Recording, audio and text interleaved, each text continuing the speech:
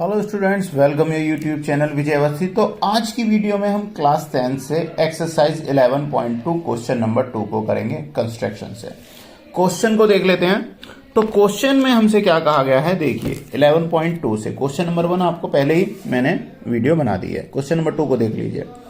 4 centimetre त्रिज्या के एक वृत्त पर 6 सेंटीमीटर त्रिज्या के एक संकेंद्रीय वृत्त के किसी बिंदु से एक स्पर्श रेखा की रचना कीजिए और उसकी लंबाई मापिए, और हमें क्या बताना है, परिकलन की इस माप की जांच भी कीजिए। ठीक है, आइए स्टार्ट करते हैं। तो सबसे पहले ध्यान क्या देना है आपको, 4 सेंटीमीटर और 6 सेंटीमीटर त्रिज्या के एक संकेंद्रीय वृत्त को हमें खींचना है। ठीक है ना। तो देखिए स्टार्ट करते हैं क्वेश्चन को।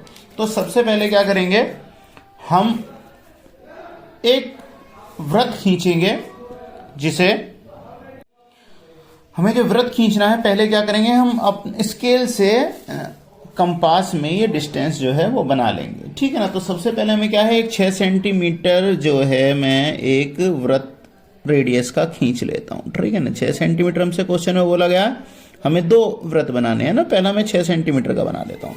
तो 6 सेंटीमीटर का जैसा कि आप देख रहे हैं काफी बड़ा रेडियस होता है, तो इसका जो आपका सर्किल बनेगा वो भी बड़ा बनेगा।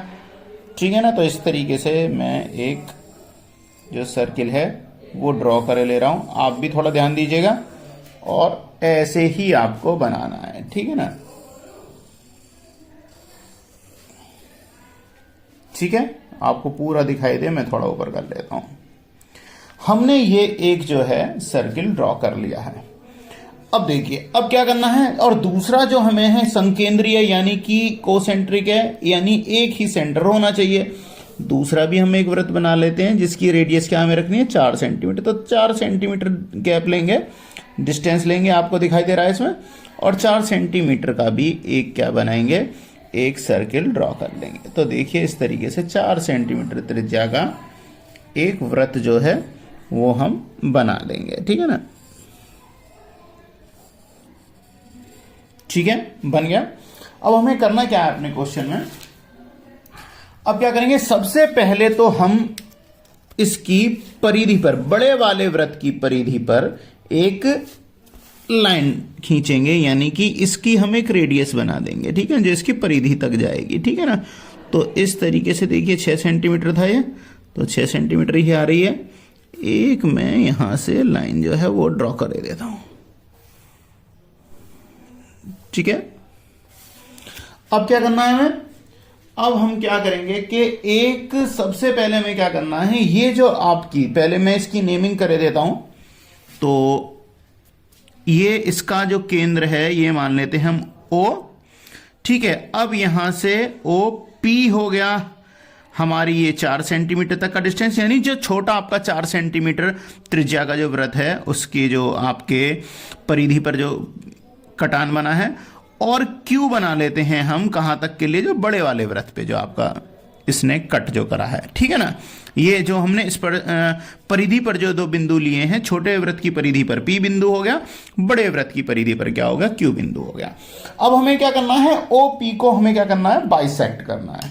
तो बाइसेक्ट करेंगे, आपको पता है 6 सेंटीमीटर, वैसे आप काटोगे तो 3 सेंटीमीटर बनेगी, बट फिर भी हम क्या करेंगे, हम इसे लंबार्धक करेंगे। तो हमें क्या करना होता है, जो भी जिसका भी हम इसे लंबार्धक कर रहे हैं, तो आधे से ज्यादा दूरी भरते हैं और 2 इस तरीके से आर्क लगा दी जाती हैं। ठीक है ना।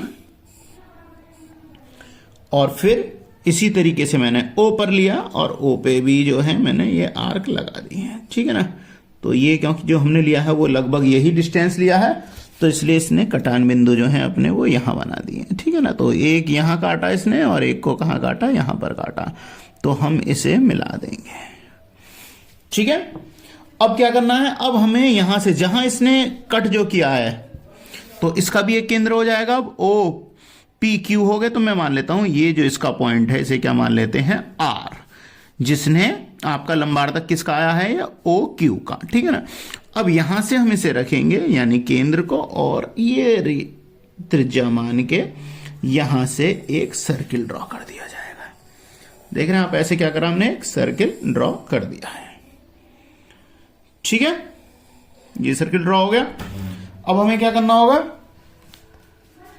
अब हमें ये जो सर्किल जो हमने बना लिया है, अब हम क्या करेंगे, यहां से बाहर का ये जो आपका Q जो पॉइंट जो आया था इसकी परिधि पर, और इससे ये जो स्पर्श रेखा जो मिल रही हैं हमारी यहां पर, ये वाले इस जगह और इसकी ये वाली जगह जो है, इन दोनों को हमें क्या करना है, मिला देना है। ठीक है ना, क्या करेंगे, हम इसे मिला देंगे। ठीक है,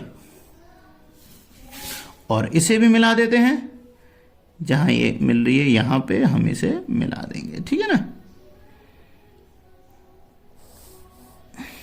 दैट्स इट, आपकी रचना जो है वो कंप्लीट हो गई है। अब हमें करना क्या है, जैसा कि हमें क्वेश्चन में दिया हुआ है, हमें ये नाप के भी बतानी है कि इसकी माप भी हमें बतानी है स्पर्श रेखा की। तो हम स्पर्श रेखा की अगर मैं माप निकालूं तो आप यहां से देखिए 4.5 आ रही है। कितनी आ रही है, 4.5 से थोड़ी सी कम है। ठीक है ना, 4 और 5 के बीच में है, यानी हम इसे क्या मान लेंगे, बट इतना माइनर तो हम उसे काउंट नहीं कर पाएंगे स्केल की हेल्प से, बट हम इसे 4.5 मान लेंगे। ठीक है ना, ये तो हमने एक बेसिकली वैसे माप के आपको बता दी, बट क्योंकि क्वेश्चन में हमसे बोला है कि इसकी जांच भी करनी है, तो आइए इसकी जांच भी कर लेते हैं। तो जांच आप किस टाइप से करेंगे देखते हैं। तो अब मैं इसका कुछ नाम भी दे देता हूं। तो देखिए, O इसका सेंटर हो गया, R इसका वाले का सेंटर हो गया, P हो गई Q, यानी O P Q R। अब इसे मान लेता हूं मैं S और इसे मान लेता हूं T। ठीक है ना, पूरी नेमिंग हो गई आपकी कंप्लीट।